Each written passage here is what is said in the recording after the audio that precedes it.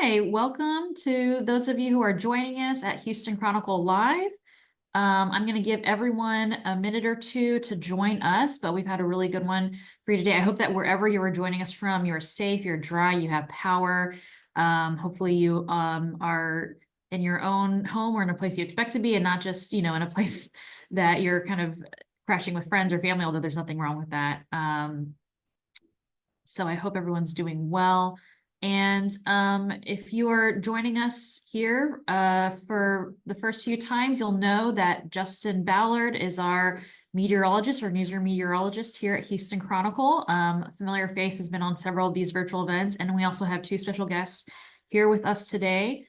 Brian Murray is the Deputy Coordinator for Homeland Security and Emergency Management and the Public Information Officer for the Harris County Office of Homeland Security and Emergency Management.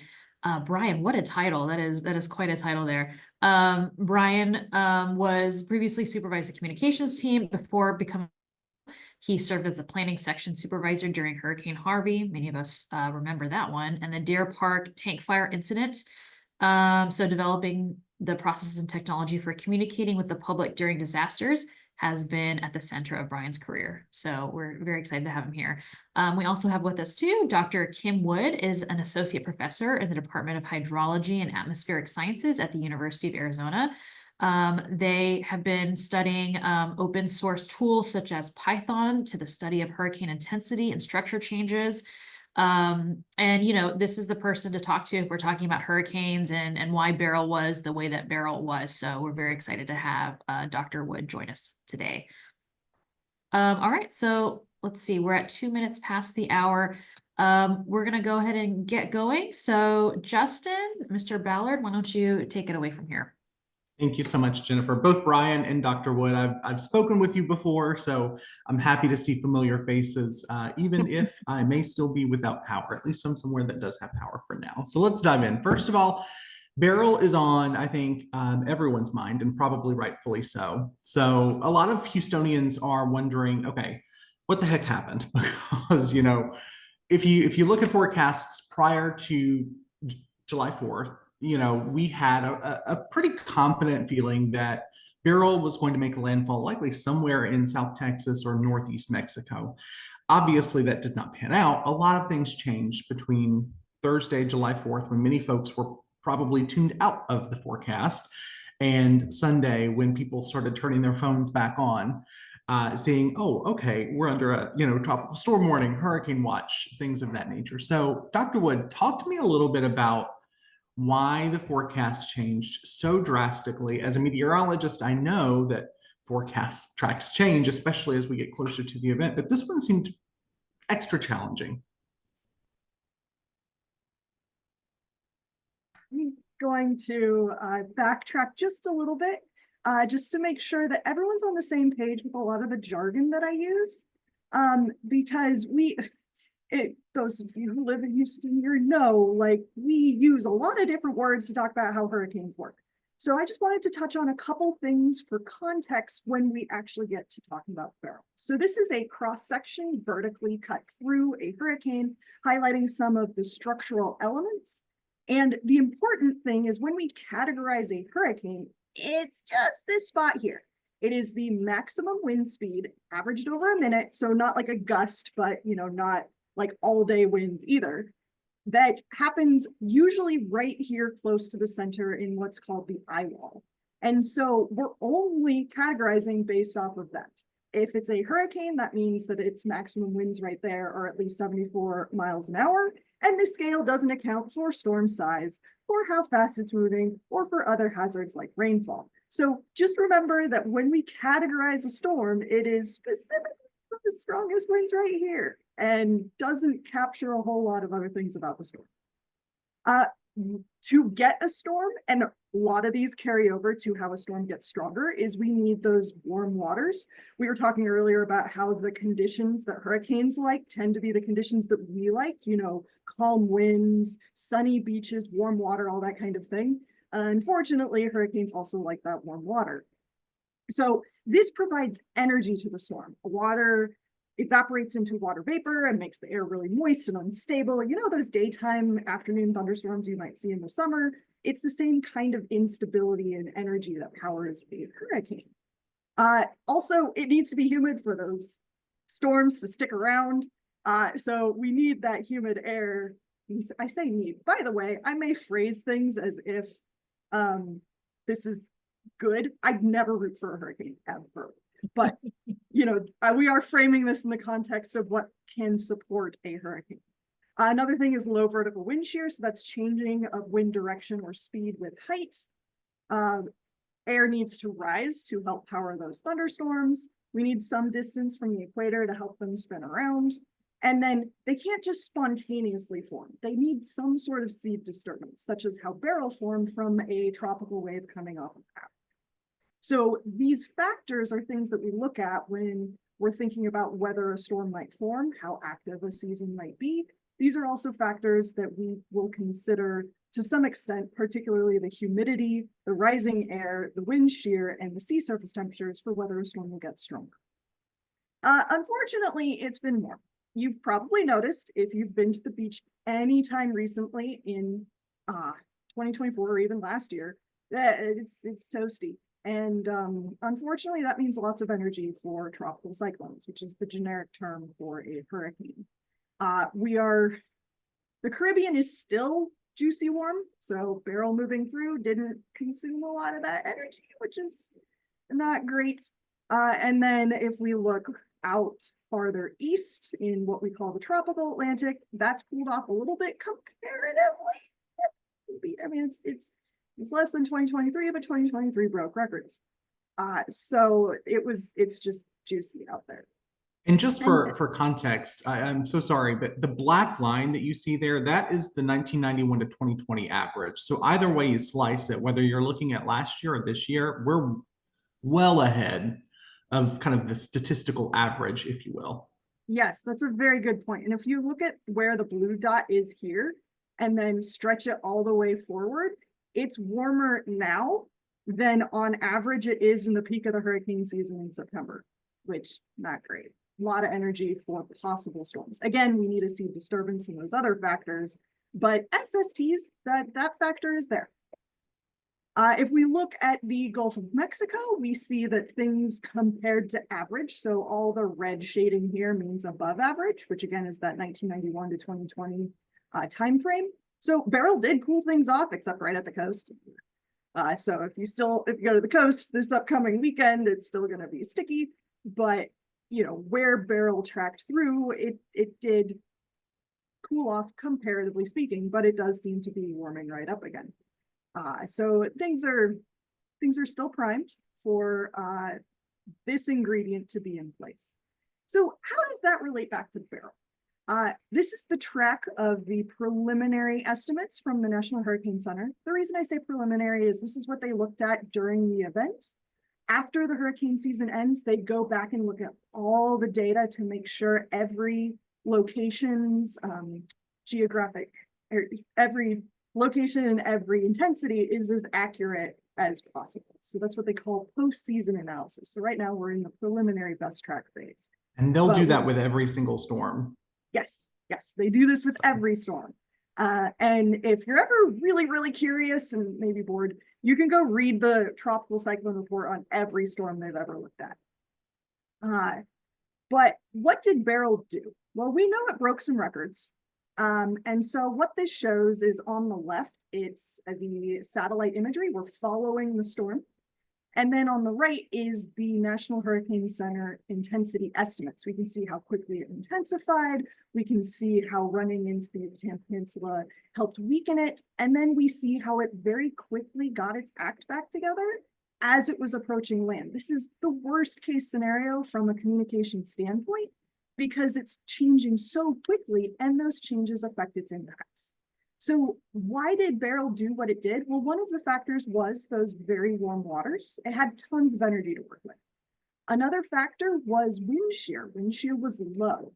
So often this time of year, there's more wind shear in those lower latitudes across the Atlantic, especially in the Caribbean Sea, those were not in place, likely affected by all kinds of factors, including those SSTs being higher. So that helps air rise more, and that would push back against what the winds usually do, that sort of thing. Beryl also was moving pretty quickly at times, and so in any one spot, it would be affected by what's going on in that spot for less time. The final thing, and I think this is what's of most interest to everyone here because of where you live, is what it did in the Gulf.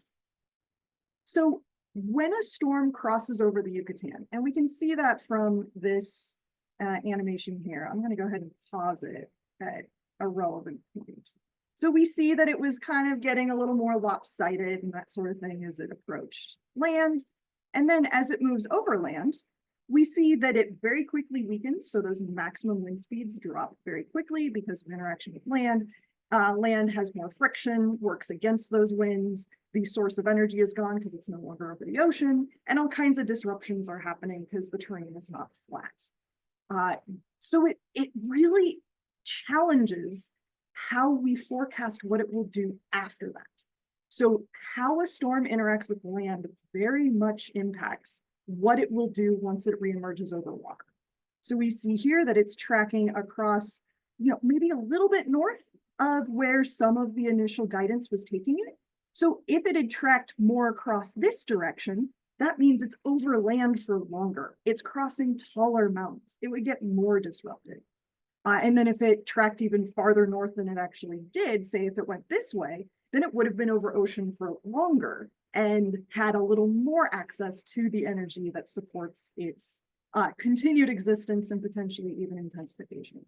So if we go ahead and move it forward, it doesn't look like much, but that vortex is still there. So all we see here are the cloud tops.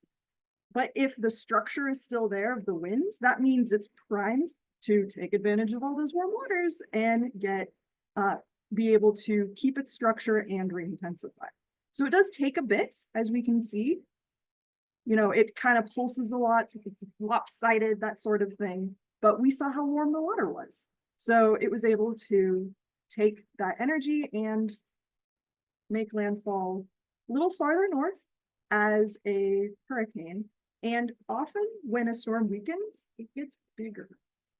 So if the storm itself is bigger, that expands the area affected by the storm, as well as how long places are affected by the storm. Because as it tracks through, it's not just snap, it's there, it's done, and then it moves on. No, this storm, stuck around for a little bit. It persisted those strong winds over a large area, which compounds impacts such as power losses and fallen trees and that sort of thing. So I wanted to touch on what Beryl did so that we have some context for the nuances that are harder to capture when it comes to forecasting these things. So our guidance would have to accurately get where the storm would go over Mexico, what kind of changes would happen to the storm as it interacted with that land in those mountains, and then its response to the Gulf of Mexico's conditions once it reemerged over water.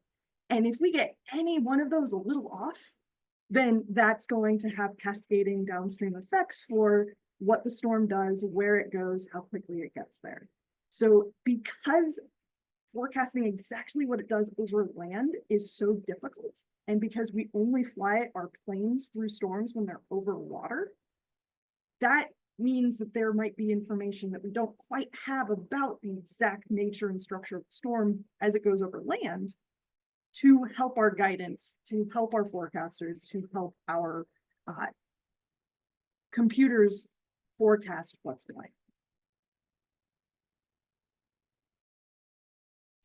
That was excellent background info, first of all, for some of the nuanced, verbiage that we often use. And we use it a lot, as meteorologists, but sometimes we don't necessarily account for the fact that some people may not know what that means. So thank you so much for breaking that down and for giving context to kind of what Beryl did. I mean, it did break a lot of records, and in Houston, it didn't necessarily break any records with it in Southeast Texas, but certainly we're feeling some of the impacts, still am, across Southeast Texas, thanks to Beryl. So yeah, To you, Brian Murray, thank you again for being here. Kind of walk us through what the lead up to Beryl looked like beforehand for you, and what happened kind of during and after. So I'll tell you, watching Kim's PowerPoint, I started having PTSD to my last weekend. I mean, it's Thursday now. A week ago, 4th of July, we were just starting to get the idea that maybe Beryl wasn't going to perform as we expected. Our expectation was that it was going to make landfall somewhere right in the Brownsville to Corpus Christi area. It would head out, maybe go over Austin where they desperately need the rain. And, we might get some showers and that would be about it. I think by Saturday, we were done with that notion. We knew it was coming. At that point, we started talking internally with our internal staff, with our external partners saying, okay, we probably have a hurricane coming that we're going to see a little more from than we thought. So we started making plans for having a team in our emergency operations center, determining what partners we might need here. By Sunday morning, that entire conversation was out the window. And it's like, okay, we are getting a hurricane. And now we need to get everyone in here and, try and start to figure out what these impacts could look like. And I think what was interesting, and Kim, Justin, forgive me, correct me if I'm wrong, what we were seeing was rainfall totals in the forecast didn't change over most of that period. We were pretty much consistently at about 5 to 10 from the time that we kind of started tracking more in our direction. What really kind of had us concerned was wind. And we were watching that category number very carefully. And normally we tell people, don't worry about the category, worry about the fact that it's a hurricane. But in this case, we were concerned about the category number because that was going to be a completely different level of wind. And, at one point, I think we were a little concerned it was going to be a Cat 2, which, would have put those winds, over 100 miles an hour in all likelihood for most of Harris County. And that's a scary scenario. As it was, we got not even quite Category 1 winds. And I think the trees and power lines that are down are testament to the fact that that was enough. I think the after was interesting. We didn't really start seeing the impacts until I'd say 4 a.m. on Monday morning, and then by 3 p.m. I'm looking out my office window. It's sunny. I can see the SPCA. The horses are out in the corral. And if you'd asked me what the damage in Harris County was, I had no idea. And so we've really spent the last several days trying to find out exactly, how bad we've been hit. The Harris County Engineering, State of Texas, and others, certainly Centerpoint, they've all had damage assessment crews trying to figure out exactly how badly we're hit. And even at this point, we only have the vaguest idea of what the impacts are to individuals in the community. We know there's a lot of trees down. We know there's a lot of infrastructure that's been disrupted that, supports power and some other utilities. We don't quite have an idea of what the impact is to housing yet. And that's the question that we're trying to get an answer to right now. So I would say, our goal over the last several days and over the next few days, again, gain that better understanding through visualization of damage, through the reports that we're asking, our residents to make to the ISTAT website, get an idea of what that damage looks like, put that together so that we can submit to the state a disaster assessment so they can make a request to the White House for individual assistance from FEMA. That has not happened yet. And it's something that we know, we're still building the database for, as I mentioned. But right now, I'd say since Monday, in terms of learning what the damage is, we're also trying to learn what the needs are. And we've already got a very clear idea that, there's some food issues in the community that we need to help address. We're trying to work out, as you know, there's a medical shelter that's being opened to kind of help solve overflow problems at hospitals. There's a lot of cooling centers that have been opened. There's a couple of shelters that have been, open not for the general public as much as it is for first responders to be able to help some of our more vulnerable residents. So there's a lot going on. There's a lot of moving pieces, and we've only scratched the surface.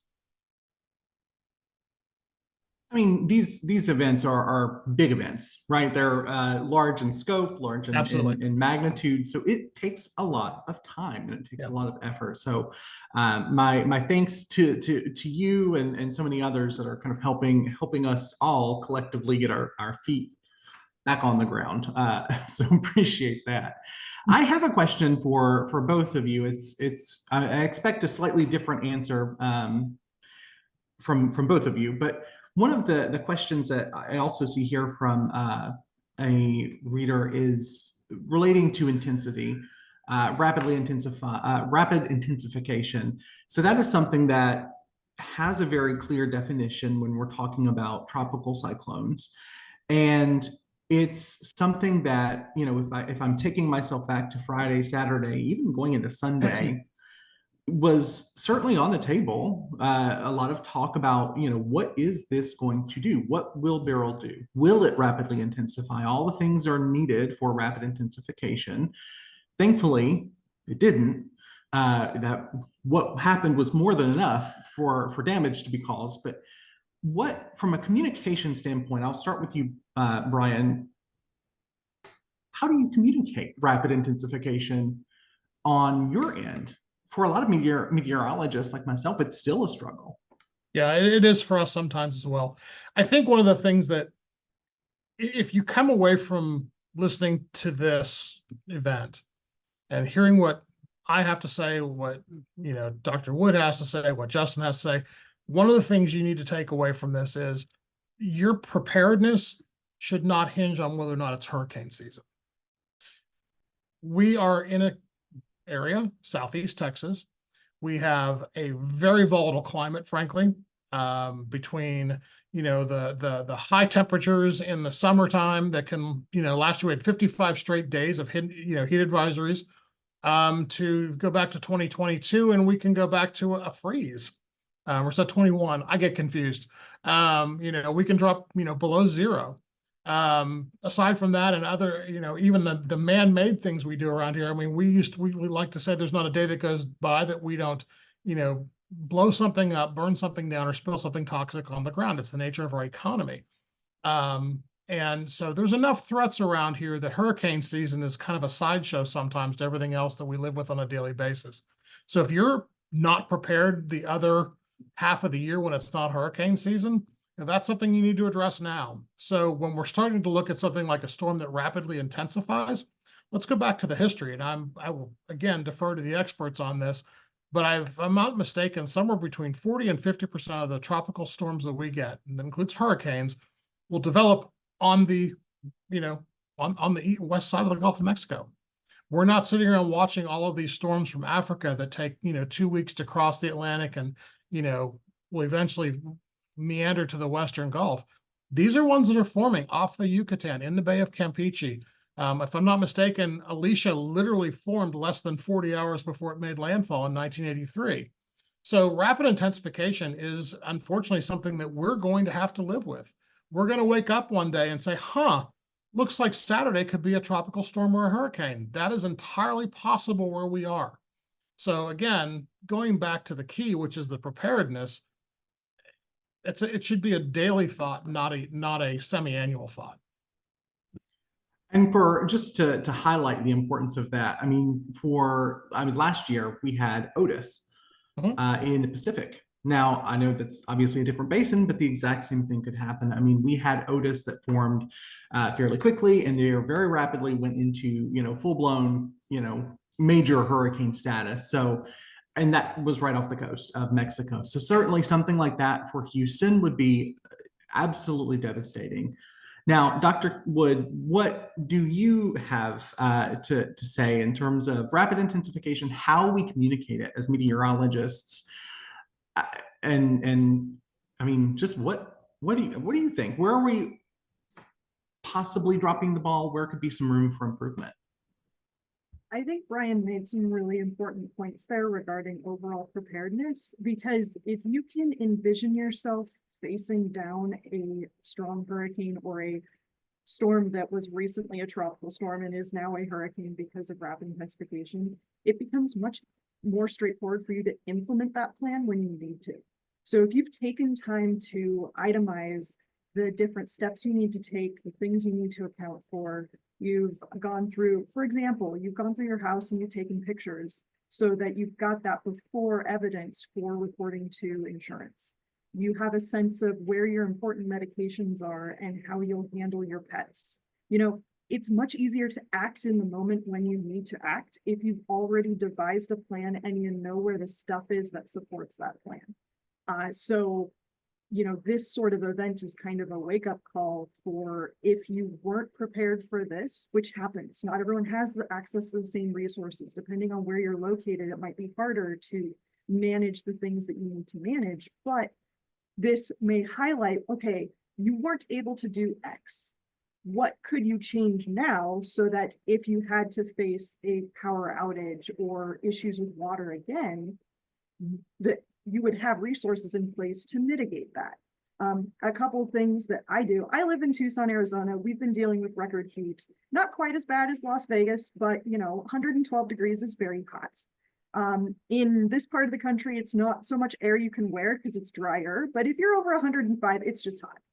And so one of the things that we do is whenever I empty a disposable water bottle, I refill it and freeze it so that I've got additional ice on hand if we were to have a power outage. We recently got a solar plus battery array installed in our house to be more resilient against power outages due to extreme heat and or the thunderstorms that roll through during the monsoon season. So these are things that take a lot of time and effort and finances, but it does help us feel better prepared for, you know, the changes in the day-to-day weather we experience as the climate state continues to evolve. And then as far as communicating it, it kind of ties back to what I was discussing with the way we categorize hurricanes and how it's just that one spot. The category does not capture the impacts. If a storm's moving really fast, the winds aren't going to slow down as quickly once it makes landfall, and those winds will extend farther inland. If a storm's moving really slow, sure, it may spin down faster, closer to shore, but that increases the duration of rain in a given area, which is something Houston's too familiar with. And so the impacts from a hurricane are dependent on much more than its category. That said, RAP intensification tends to exacerbate those impacts. The most annoying impact, I think, that it worsens when it comes to RAP intensification is the tornado threat, because a hurricane is bad enough. Oh, and it makes tornadoes too. Like it feels wrong. And yet we saw the sheer number of tornado warnings that came through as a result of the very, very hard working efforts of the various National Weather Service offices in the region. And so when a storm makes landfall, you've got those really strong winds near the surface that have been moving over the ocean where there's less friction to slow things down. And then they hit land and they slow down. Well, when you get a lot of change in wind with distance from the surface near the surface, that's low level wind shear, and that helps spin up tornadoes. So if a storm has rapidly intensified or is even just intensifying as it approaches the coast, that increases the likelihood that we'll get that shear set up to help create those tornadoes. And a challenge when it comes to communicating that is you don't think of a tornado threat when you're looking at a hurricane. So a lot of it does boil down to, okay, if a storm might rapidly intensify, that worsens potential impacts for these areas. But if you've created a plan for how you'd handle different impacts, then you just adapt, you take the parts of the plan that are relevant to the impacts you think you'll get. So it really keeps tying back to preparedness and finding sources you trust who are consistently communicating information as opposed to, well, for lack of a better term, fear mongering. Oh, it could be a Cat 5. If somebody's out there and all they say is it could be a Cat 5 and never follow up with anything, don't listen to them, please. And that you've highlighted a very important point, Dr. Wood. Preparedness is more than just having, your cans of soup or your whatever it is. I say cans of soup. Here's a little aside. I ordered some cans of soup ahead of Beryl. I thought I lost a couple of cans or didn't get them added to my cart. They were in the back of our car, so found them eventually. But Preparedness is key, and you can make mistakes even if you're a meteorologist like me trying to prepare for a hurricane. When we're talking about preparedness, that's more than being prepared with a kit and all of that. It's being informed. It's staying up to date on those forecast tracks, because as we saw with Beryl, I mean, it came at a horrible time. Obviously, we don't want a hurricane to make landfall in Texas ever, but it came the weekend following a holiday, so a lot of people were tuned out. If you were tuned out for the weekend, you missed that Beryl's track now had the upper Texas Gulf Coast in its kind of eye. So you've got to keep informed, especially when a tropical system, whether it's a tropical storm or hurricane, enters the Gulf. You need to be paying attention to that forecast every single day, at least twice a day, especially as it gets closer to the Texas Gulf Coast. So that's just kind of an important point. That is part of preparedness, is staying ahead of and updated on the forecast. So let's get to some of these questions if we're thinking. It looks like about the time for us to start. So NOAA issued forecast warnings that 2024 will be an exceptionally busy year for hurricanes, tropical storms. How far in advance can we forecast the storms intensifying? It's tricky. I'm sure Dr. Wood has some guidance on that or some insight. How can governments prepare infrastructure ahead of time? I'll let whoever wants to answer first go. So I'm going to take a little bit of a dip into this pool. So, and because this is difficult, we talk a lot about mitigating risk. And, I think one of the first things you have to understand is there's almost no mitigation for wind risk. None. You can mitigate for flood risk by, how you design your floodplains, and a lot of your urban planning can, help mitigate your flood risk. Obviously here in Harris County, this is something that's been a hot button issue since at least, well, I don't know, 1836. But certainly over the last 20 years, you've seen since Alicia in 2001, or not, sorry, not Alicia, Allison. Thank you. Yep. Thank you. Allison in 2001, that's been a high priority, and you've seen billions of dollars invested in different mitigation projects. Do they make a difference? Yes. But what doesn't, you still have to start with the fact that Houston is essentially concrete. Concrete absorbs water poorly. So a lot of the things that just make up our new natural environment are not, it's more difficult to mitigate. But when you're talking about, you hear a lot of this after, we have had the power outages from the derecho and then from Beryl, how do we mitigate against the wind to keep the power from going out? Well, you don't. Unfortunately, that's just a part of where we live. That infrastructure is probably not going to be changing anytime soon. That is something you have to take into your other preparedness kit. If you're going to be here and you're going to be here potentially without power for 3, 4, 5, 6 days, what is it you need to do for you and your family to make your life still livable?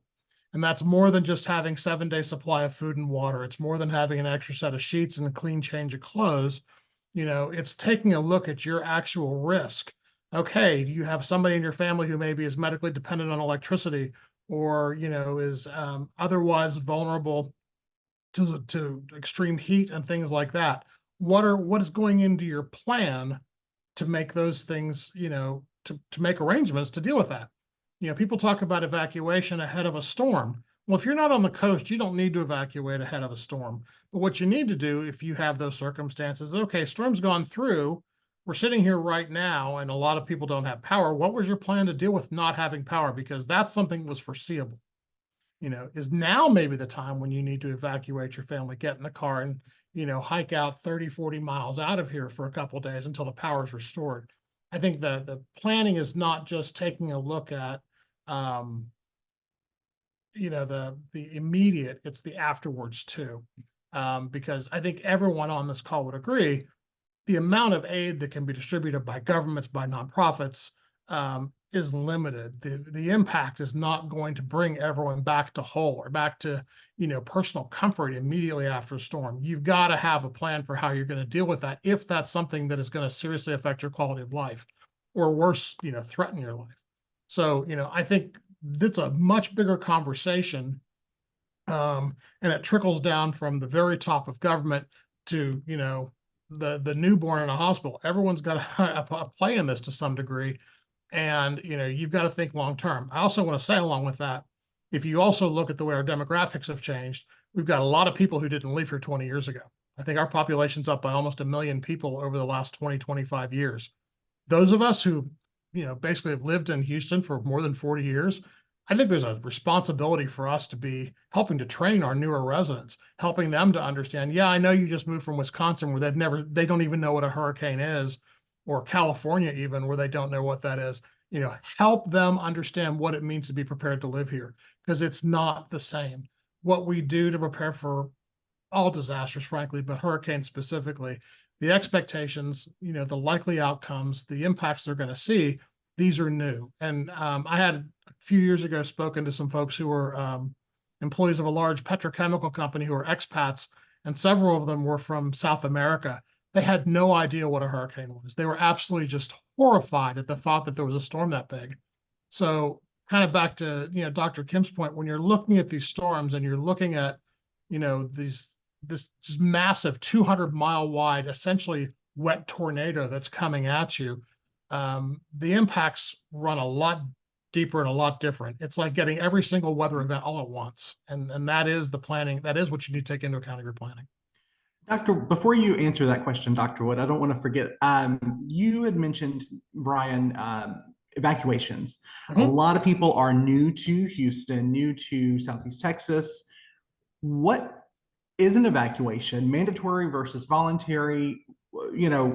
Walk me through some of that decision making for people who may not know necessarily what evacuation orders are. I'm glad you asked, and if I can competently share my screen here, I'm going to show you the evacuation map. So if everyone can see the evacuation map, this is what it looks like. And it's designed around zip codes. And the reason for that is that most people don't actually know where they live if you show them a map of the Harris County area. So it was done by zip code, and this was done following the Hurricane Rita evacuation in 2005. This entire process was revised. So this is much simpler. You know your zip code, you can go to the chart on the right. Aha, there's my zip code. I'm in an orange zone, 77584. I'm zone C. Or I'm not even listed on the map, so I'm not in an evacuation zone. It was meant to make it a little bit more simple. Evacuations are tricky. And when we were talking about rapid intensification, had Beryl been a Category 3 hurricane, by the time we knew that, we were past the time we needed to make the call for evacuation. Evacuations take days. We're usually talking about launching those about 4 days prior to landfall. That's a big trick. You're talking about several million people that you're trying to get out of the eye of the storm, or the pathway of the storm at the coastal level. So normally what will happen is, you mentioned mandatory and voluntary evacuations. So for example, for Beryl, the city of Seabrook requested a voluntary evacuation for some residents who live along Toddville Road, which is a very low-lying area on Galveston Bay, which typically will get some, the higher tides will cause some road flooding and sometimes structure flooding in that area. When we get into mandatory evacuations, and this can vary too, but you're talking something a little more along the lines of the west end of Galveston Island could do that in a certain situation, where they will, tell you, hey, you have to get out of here. Your life is absolutely in danger. And I think the biggest thing people need to understand is, if you're in an evacuation zone, specifically, and more importantly, if you're in a mandatory evacuation zone, if you choose to stay, I will use the words of former Governor Rick Perry, please write your Social Security number on your arm in a Sharpie marker so we can identify your body. Because once the storm impacts begin, there are no first responders coming. We will not risk first responders to save people who have chosen not to leave. It's a very big deal. Now, for most residents, as I was talking about a few minutes ago, evacuation, and if you're not in the evacuation zone, your plan needs to be, okay, what might you need to do afterward based on impacts? For example, following Beryl, no power for several days, 5 days, a week maybe. Is that something that, you need to get out of Dodge to deal with? And if it is, the best smart move for you is to plan to evacuate following the storm. But the decision-making is made for the county. The county judge has the authority to do that. She in Harris County has the authority over the entire county. The mayors of the cities in Harris County have the authority to make that call. So normally it ends up being a joint conversation between the surrounding county judges and mayors to make the decision on, who needs to evacuate, how big that evacuation zone is, and then staging the timing to get the people who are closest to the water out first. It is very complex. It is very expensive in a lot of ways, from fuel consumption to the state will provide, buses for us to help get some of our more vulnerable populations out. But it's one of the more complicated, maneuvers that we do. And frankly, we haven't done this since Ike. So, we do some practicing on certain things in terms of exercising it, but it's a big process and not one I ever look forward to doing anytime soon. Brian, while you have this map up, we got some emails from readers asking specifically, and I see another question in the chat too. Is this evacuation map available farther east? And someone emailed in saying, there's a long running joke if you've lived in Houston for a while that, when to evacuate Katy, which is and the joke is that Katy's so far inland. It used to be the joke is so far inland, you don't evacuate Katy, but like this person's, I live in Katy, and we felt like we needed to kind of get out of here at one point. So I'm curious, is if you are not one of the shaded areas, is there any cause for concern? How do you prepare?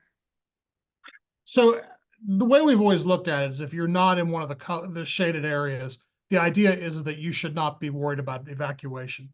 And one of the things to remember is the distance between, say, Galveston Island and Katy is actually fairly big. We evacuate for storm surge. And that is the water that will come in ashore ahead of the hurricane. We're not evacuating from wind. We're not evacuating from rain. We're not evacuating for potential power outage.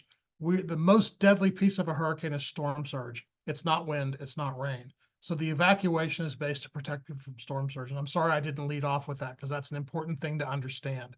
Again, you live in Katy. Do you have cause for concern? Absolutely. You're probably going to get some torrential rain. You're probably going to get some strong winds. You're not going to get the same sort of sustained assault from weather that you're going to get if you're, say, on Galveston Island or in Bolivar. Is this map available, outside of this area? So this is done for this specific region in cooperation with the Houston Galveston Area Council. If you live in a place like Beaumont or in Corpus Christi or Matagorda, or not Matagorda, I'm sorry, down towards Corpus, I'll say that, there may be a different evacuation strategy. I had a question that I kind of lost. So, sorry, I'll continue. I'll keep thinking of it. Justin, I can jump in. I have some reader questions that were sent in via email, if it's okay. So, one question I'm seeing too is, someone wrote in saying, we noticed that a lot of the damage power lines were from fallen trees, and even some of the fatalities from fallen trees. So they asked, should it be wise to trim my trees before a storm comes in? And I see someone else saying, talking about the importance of a hurricane buddy, just someone to stay in touch with in case you need extra help. And so what are these little, I'm curious, Brian, Justin, whoever, these little known, the things that you remember to buy water, you remember to buy food, but what are the often overlooked things that people should kind of keep in mind, like trim your trees, like, find a hurricane buddy? Jennifer, you just hit on one of my hot button issues. So I'm going to jump out here and I'll stop, but I love the hurricane buddy idea. So there's a couple things on the whole preparedness front that people forget. Number one, it can be extremely expensive. If you think about going out and spending several $100s on food and whatever to keep yourself, make yourself able to hunker down during a hurricane, it's extremely expensive. So one of the things that we recommend is, number one, every time you go to the grocery store, buy yourself an extra can of tuna and green beans or something like that. So you're building up a supply kit over time as opposed to all at once. But getting back to your hurricane buddy, whether you're evacuating or whether you're staying, you need to have a network of people who are going to know where you are or that you can get in touch with. And that can be challenging, but I think having that connection to another person, especially if you're evacuating, it's with a family member, a neighbor, a friend, to where you guys are keeping tabs on each other is great.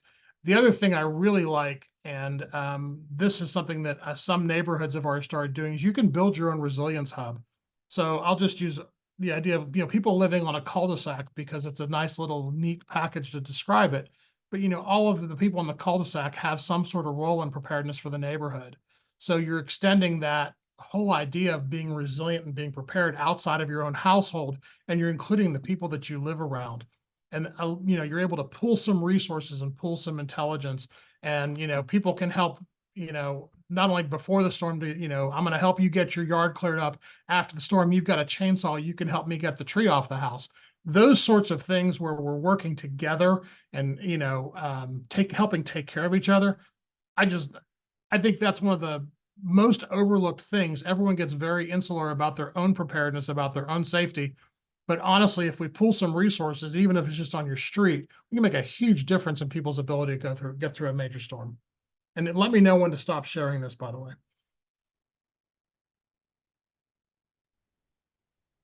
I think leaving this up is good. Okay, no worries. So Dr. Wood, I do have a question for you. This was dropped into the chat. I'm sorry, I kicked my dog under the table. What are the chances for another hurricane this season? I know this is a hot button sort of topic that so many of us here in Southeast Texas want the answer to. Unfortunately, the answer is probably not as easy to come by as we'd probably like. Yeah. So we're facing an active hurricane season, which just broadly across the basin increases the chances of hurricane activity. Climatologically speaking, yes, this was anomalously early. There are factors at play that what we call subseasonal variability, a very fancy way to say sometimes there's conditions in July that'll kind of push back hurricane activity, and sometimes there's conditions in July that'll help it. Right now, we're looking at the rest of July being comparatively quiet because we're moving into what they call a phase of this oscillation, the Madden-Julian oscillation, which depending on where this blob of energy is across the equator, it'll either help air be more likely to sink, which as we saw can push against hurricane activity. And then in other parts of the world, it'll help air rise. So we're moving into a scenario where it's more likely for air to be sinking in the Atlantic, and that'll kind of push back against the chances of hurricane activity. But climatologically speaking, June and July aren't very active. We tend to see more activity moving into August and the peak of the hurricane season in September. I think it was 2019, most of our activity occurred in a 6 or so week period from late August to early October.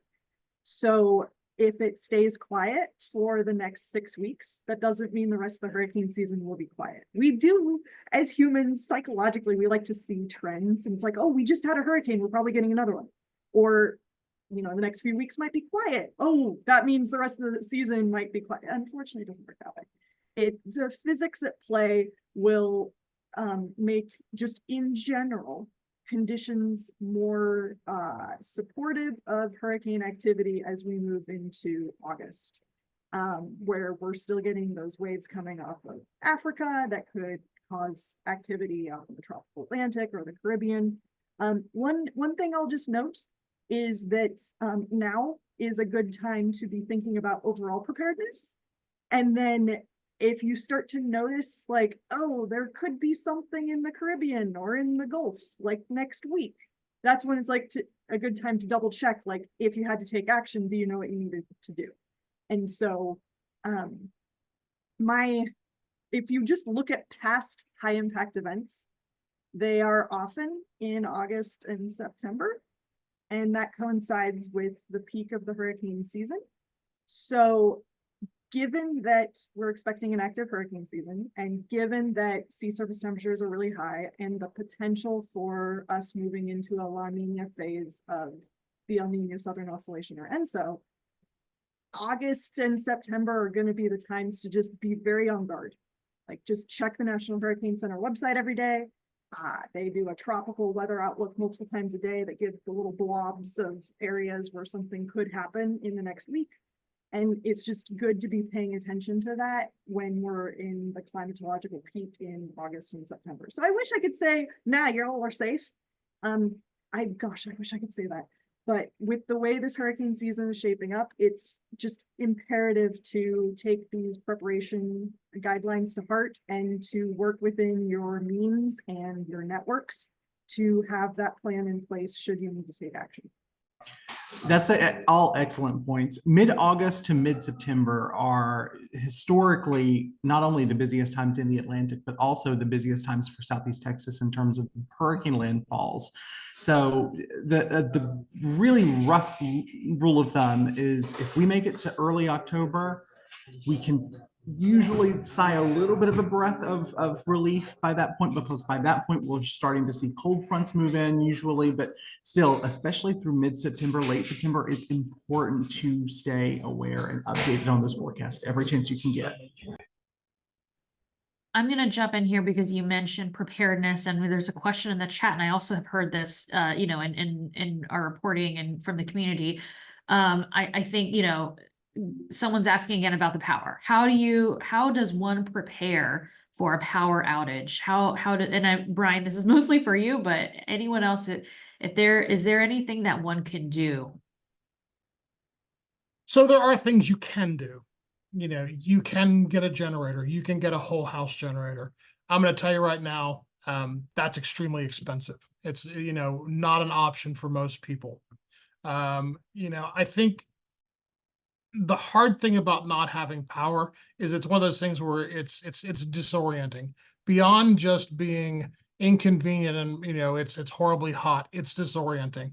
I mean, Justin here, I think you said you're at a friend's house right now because he has no power. You know, and I've heard this for the last several days. No, other than having some sort of backup electric supply, no. I will tell you, I was fortunate. We did not lose power at my house. New construction. Pretty sure the lines are probably buried. But I haven't had internet and phone. So, you know, just having power is not going to restore your life to complete normal. I think, again, the important thing is what degree does power play in your ability to stay alive? Not just be comfortable, but stay alive. If you're in a situation where, again, we'll go back to medical devices, we'll go back to, you know, other conditions that extreme heat may cause you specific life-threatening issues, your plan for not having power is probably, you know, to plan to evacuate somewhere else temporarily. I think past that, it's a very difficult problem to mitigate. It's not in my hands. It's not in your hands. So it's very tough. I'm not going to tell anyone, you know, to stay if they have an opportunity to go somewhere else. I think that's probably maybe a smart move in a lot of cases. I wish I had a better answer. I hate that. No, that's a good reminder that everyone's disaster preparedness plan looks different, depending. And I think you hit upon a really, really good point there about how can you stay alive and kind of work backwards from there. Just to highlight how disorienting being without power is, I know this is a feeling that we all can feel and understand. How many times have we walked into a room to flip the light switch on and no light? So I know we've all done that this week, except for maybe you, Brian. Yeah, I've had a pretty good week, but I've been without power before, and honestly, Justin, I can't tell you how many light switches I've flipped and been disappointed. There you go. Plus, everything's so quiet. You know, you don't have fans whirring and AC running and all that sort of thing. And those fans in Houston or Southeast Texas really make a difference. Yeah. I'm here to tell you. So we have time for one more question. There's one that was written by email, and it was someone who kind of went into depth about how many storms they've kind of survived here in Houston, and they're a second generation Houstonian. But then even that Beryl even surprised them. Would you say, and this is more for the meteorologist, would you say climate change is the cause of having such an early and big storm? So one thing, like there's a phrasing by Dr. Catherine Hayhoe that I appreciate when it comes to giving context for this. And it's not global warming, it's global weirding. The climate's getting weirder. The background state is making our day-to-day experiences shift. And so on average, places might be getting warmer, but like on a day-to-day basis, weather is what impacts us. Like, how hot is it? How much wind do we have? Are we getting a hurricane? And so if overall the ocean's getting warmer, that implies there's more energy at the surface to help power a hurricane. The way the wind moves around the world, what we call the global circulation, is impacted by how hot or cold land surfaces are, as well as how hot or cold the ocean is, because the air is in contact with that Earth's surface, whether it be land or water, and those impacts get communicated across the world. And so any given storm, some folks have made a concerted effort to attribute some proportion of it to climate change, which is good from a risk assessment or scientific standpoint. But as far as how it impacts you, the fact that the climate's getting weirder means that it's even more important to follow all these preparedness tips and to have that network of folks to be in touch with, because they can tell you about some of their lived experiences. Like folks who are newer to Houston can talk to them about like, so Beryl, like, have you experienced something like that before? Some of them might be like, well, yeah, Harvey. But others might be like, no, I was over in this part of, you know, Southeast Texas, and it felt super different compared to this other storm. Lived experiences are a critical element of us helping to like get some tangible sense of what it's like to experience these things. And the fact that the climate's getting weirder implies that we are just increasing the chance of us to experience the weirdness, like something like Beryl, something like the derecho, you know, the ridiculous number of tornadoes that were occurring in other parts of, you know, the Great Plains this year. Like this year has been weird, and we are us as meteorologists and as researchers are torn between trying to figure out what happened, like why what happened, and then also looking ahead to what could happen next. So we're getting stretched even thinner due to this weirding of the climate. Same with emergency managers, same with city planners. All of these folks are trying to adapt as quickly as possible, but also while trying to recover from what happened. And so as you think about preparedness and what you could do next and how to build your networks, give yourself some grace. This stuff's hard. Resources are thin. So figure out the things you can do one at a time. And eventually, like what Brian was suggesting, you know, just grab a couple extra cans of, you know, non-perishable food each grocery trip instead of trying to spend hundreds of dollars all at once on a bunch of stuff that needs to last you till, say, October. You know, just, and then if you see that stuff is kind of getting close to expiring that you bought, eat it and then replenish it as you move forward. So keep an eye on your supplies as you go through the hurricane season, as well as, you know, continuing to stay on top of useful, reliable sources that can keep you informed on what's coming next. Jennifer, I know we're running out of time, but I wanted to make sure that we had the option. Is there a way to save the questions that are in the chat? I want to make sure to get back to those folks. Yes, I can do that. And actually I was gonna mention, you know, if we didn't get a chance to answer your questions, Justin, you know, you have a daily forecast. If there's some way we can kind of work these in to a future story, that'd be great. Absolutely. And yeah. Great. And then we also, of course, will make a recording of this event available on our YouTube channel, which we do with all of our Houston Chronicle live events. So there's that. We are running out of time, unfortunately. Brian, I know it's been a very busy week for you, so I appreciate you joining us, taking the time to join us. Kim, you know, loved having you on. Justin, of course, always a pleasure. And thank you for taking the time to join us today. Please, if you can, you know, we will publish this on YouTube again, a recording, but if you can, we have a post-event survey. We'd love to hear from you. And we want to know what Beryl stories should we be covering. So if you could spend a minute or two just to fill that out, that would be greatly appreciated. All right. Thanks and take care. Stay safe, y'all.